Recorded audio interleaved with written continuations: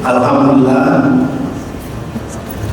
alhamdulillahilladzi anzala as-sakinata 'ala qulubil muslimin wal mu'minin wa ja'ala al-yaqqa 'ala qulubil munafiqin wal kafirin. Asyhadu an la ilaha illallah malikul haqqil mubin wa asyhadu anna Muhammadan abduhu wa rasuluh shadiqul wa'dil amin. Allahumma shalli ala sayyidina Muhammad mabusi rahmatan lil alamin wa ala alihi wa sahbihi wa tabi'in la haula wa la quwwata illa billahil aliyyil Kalau ta'ala karim manusiakantum dan agung wa la ilaha inna lillahi wa syahid. Sallallahu alaihi. Yang terhormat Bapak Kepala Balai Agama Surabaya, Bapak Kasubag TU serta Bapak Ibu ASN, hadirin jamaah sholat zuhur yang berbahagia dan yang sedang berpuasa.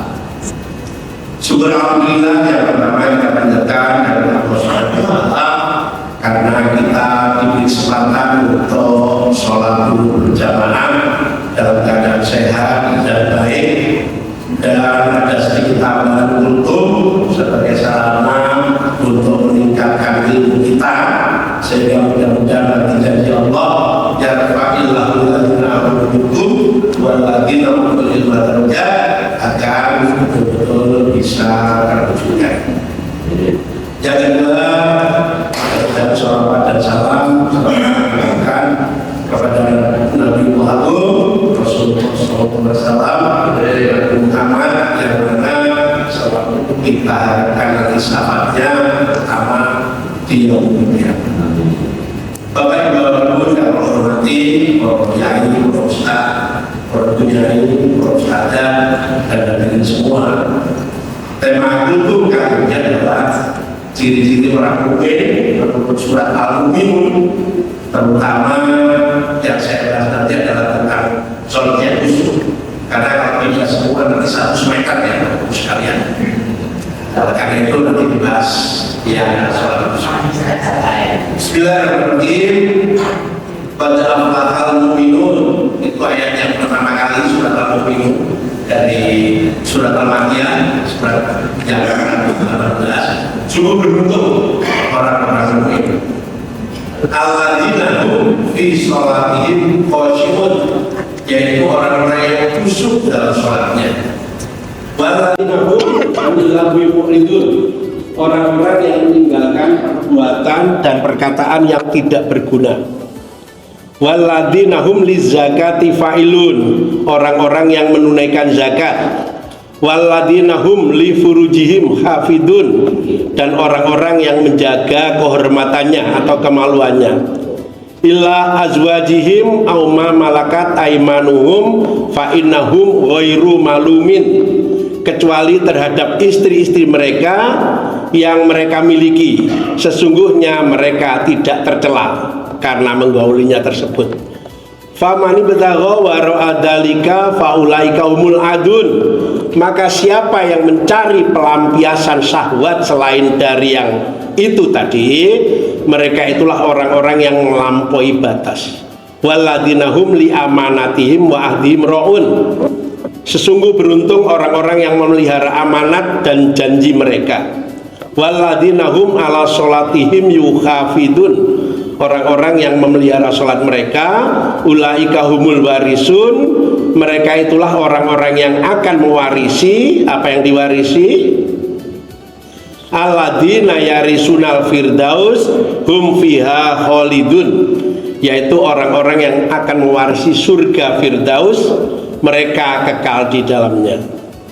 Jamaah sholat zuhur ingkang kula hormati, maka dari surat Al-Mu'minun tadi ayat 1 sampai 11 Allah menjelaskan karakter utama orang mukmin yang akan memperoleh keberuntungan dan mewarisi surga firdaus adalah yang pertama khusyuk dalam sholatnya tadi, yaitu ayat yang kedua, menjauhkan diri dari perbuatan dan perkataan yang sia-sia, menunaikan zakat, menjaga kehormatan, kecuali terhadap pasangan yang sah, memelihara amanah dan menepati janji, memelihara sholatnya, kemudian Allah menegaskan hasilnya, mereka itulah orang-orang yang akan mewarisi surga Firdaus. Jadi ringkasnya bahwa indikator orang beriman itu yang pertama adalah hablum minallahnya, hubungan dengan Allah, yaitu kita selalu menjaga sholat kita dan kita laksanakan secara khusyuk. Hubungan sosial, maka ada amanah dan selalu menepati janji. Hubungan pribadi, menjaga kehormatan. Hubungan dengan harta, maka kita selalu menunaikan zakat. Maka kalau dihubungkan dengan akhlak atau perilaku atau karakter, kita akan menjauhi hal-hal yang sia-sia. Nah, hari ini sekali lagi kita akan bahas tentang khusyuk dalam sholat. Apa itu khusyuk? Bapak Ibu yang kami hormati, ya, kalau ini pelatihan saya bagi kelompok, saya suruh diskusi, nah setengah jam saya revisi begitu ya. Tapi karena ini saya harus menyampaikan, maka saya baca saja. Okay. Maka apa itu?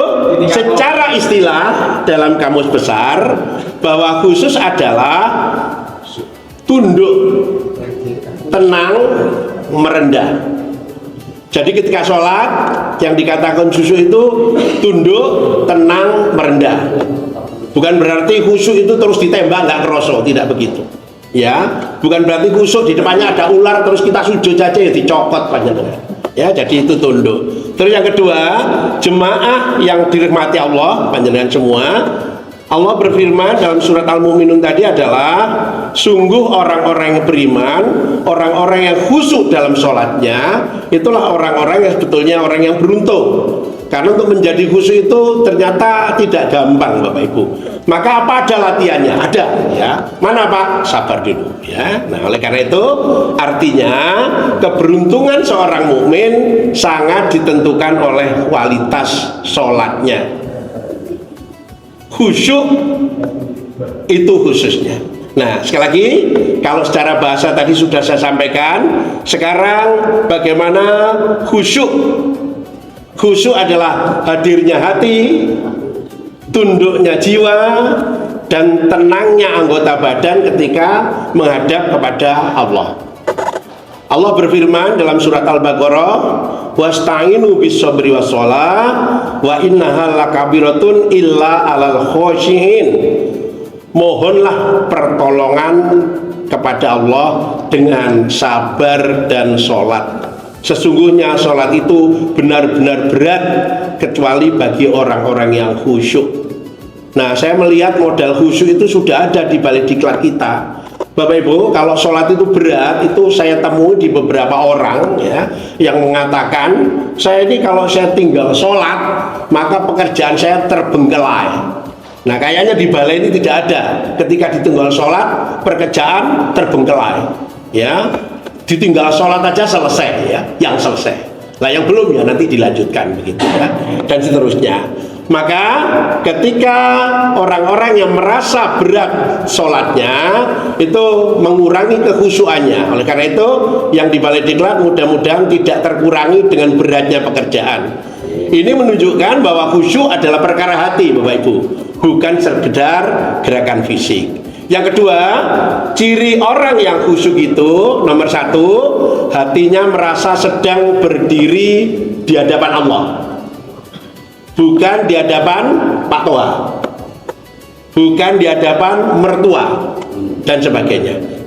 Yang kedua, gerakannya tenang, tumakninah, ya, tidak tergesa-gesa. Ya, lah ada Pak teman kita sholatnya tergesa-gesa. Itu menurut kita. Jadi menurut beliau itu sudah tenang itu ya. Nah, jadi sudah khusyuk menurut beliau. Nah, oleh karena itu tergesa-gesa ini tergantung kepada orangnya. Ada yang mengatakan terlalu cepat. Nah, saya tadi sholat begitu ada ya Pak, itu tuh kalau sholat terlalu cepat ya nanti saya perlama. Okay. Terus fokus pada bacaan doa Bapak Ibu. Jadi kalau bisa kita belajar artinya itu. Ketika alhamdulillahirabbil alamin sambil kita artikan ya. Ketika subhana rabbiyal azimi wa bihamdihi itu artinya apa? Ketika sami Allahu liman hamidah, apalagi ketika duduk di antara dua sujud, rabbighfirli warhamni, kita artikan satu persatu. rasanya jadi nikmat ya Bapak Ibu, jadi nikmat karena itu merupakan doa. Dan yang ketiga, tidak sibuk dengan urusan dunia saat sholat, walaupun itu tidak bisa terhindarkan Bapak Ibu. Jadi ketika Allahu Akbar, waduh sebentar lagi saya tampil ini ekoteologi sama begitu ada gitu ya. Nggih. Ada lagi yang ketika baru Allahu Akbar, aduh mau kunci kontakku nanti mau ya. Ada dan macam-macam itu tidak. Tapi terus jangan dilanjutkan ya. Terus kita fokus kepada sholat kita. Nah, apakah yang demikian itu tidak khusyuk? Nah, tidak khusyuk kalau Bapak Ibu segera membatalkan terus mencari kontaknya tadi itu. Ya, jadi Bapak Ibu teruskan ya. Bapak Ibu jangan dikira khusyuk itu lah, memang Bapak sudah tua, maka Bapak khusyuk. Saya kira kok tidak begitu. Jadi ada yang lebih muda ternyata sholatnya lebih khusyuk Bapak Ibu. Kalau dihitung saya ini sudah 50 tahun sholat, kalau saya mulai umur dari 10 tahun. Ya itu yang belajar khusyuk. Tapi sampai sekarang apa sudah khusyuk? Menurut Bapak Ibu mungkin belum. Tapi menurut saya ya inilah kemampuan saya. Tapi kita selalu berusaha. Ya, kesempurnaan hanya milik Allah. Maka yang kedua, cara praktis untuk melatih sholat khusyuk, yaitu perhatikan dulu persiapannya dulu. Apa itu? Ya datanglah lebih awal. Ya datanglah lebih awal. Jadi kalau adzan itu sudah berkumandang, ayo segera kita menuju ke tempat sholat.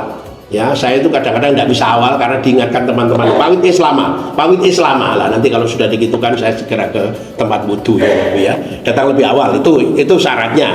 Jadi cara praktik untuk kita melatih. Yang kedua, sempurnakanlah wudhu. Jadi wudhu dulu.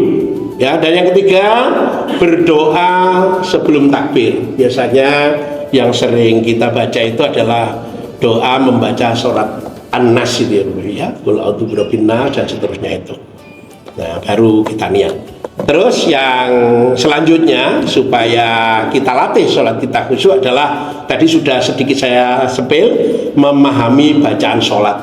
Baik kita pahami surat Al-Fatihah itu artinya apa, terus hayati setiap tasbih dan doa yang kita baca itu. Terus selanjutnya ini yang kemarin dibahas oleh Pak Musfikon tentang muraqabah, apa itu? Yaitu hadirnya perasaan yang kita rasakan bahwa kita ini selalu diawasi oleh Allah. Jamaah sholat zuhur yang kami hormati, maka suatu ketika Rasulullah bersabda, "Anta'budallaha ka'annaka tarah, fa illam takun tarahu fa innahu yarak." Engkau beribadah kepada Allah seakan-akan engkau melihatnya. Yang ketiga, selanjutnya adalah tolong hilangkan gangguan. Nah, jadi saya senang ini Pak Arif, suara soundnya tidak ger-ger gitu Bapak Ibu. Kalau itu ger-ger mati hidup itu sholat kita jadi terganggu juga. Ya, terus yang kedua, suara HP ini mohon jangan sekali-sekali. Ya, satu masjid gara-gara suara HP yang mengganggu, bisa-bisa inna atau inna jadi innalillahi wa inna ilaihi raji'un karena grogi. Itu teman-teman yang suka melihat TikTok itu begitu ya. Oke, terus kita pilih tempat yang tenang. Ya, tentu kalau di masjid itu tenang ya, tentu di mushola ini kita tenang. Ya, dan yang selanjutnya adalah perbanyak doa agar diberi hati yang khusyuk ya, sebagaimana salah satu sabda Nabi, Allahumma inni a'udzubika min qalbi maksud saya la yakhsha. Ya Allah, aku berlindung kepadamu dari hati yang tidak khusyuk. Maka Bapak Ibu, dia puasa ini kita berlatih selain menjadi orang iman dengan ciri-ciri yang telah saya sebutkan tadi, paling tidak dari tahun ke tahun sholat kita menjadi tambah khusyuk, sehingga nanti doa kita selain Allahumma inni a'udzubika min qalbi la yakhsha, juga kita berdoa mudah-mudahan kita diberi oleh Allah keturunan yang soleh solihah, diberikan Allah hati yang lapang sehingga kita bisa menyelesaikan segala persoalan yang kita hadapi, dicukupkan rezeki kita sehingga kita bisa memenuhi kebutuhan kita. Dan yang terakhir, semoga kita selalu dijauhkan dari api neraka dan selalu dimasukkan ke dalam surganya kelak. Maka sebagai menutup, jamaah yang berbahagia, sholat duhur rahimakumullah, kita tidak dinilai dari banyaknya gerakan sholat saja, tetapi dari kualitas hati kita saat menghadap Allah. Semoga Allah menjadikan kita termasuk orang-orang yang disebut dalam surat Al-Mu'minun yang khusyuk dalam sholatnya dan berhak mewarisi surga Firdaus. Rabbana taqabbal minna innaka antas samiul alim. Rabbana atina fid dunya hasanah wa fil akhirati hasanah wa qina adzabannar. Walhamdulillahi rabbil alamin. Ada segala kekurangan mohon maaf.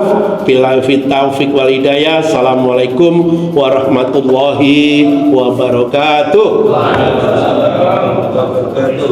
Allah.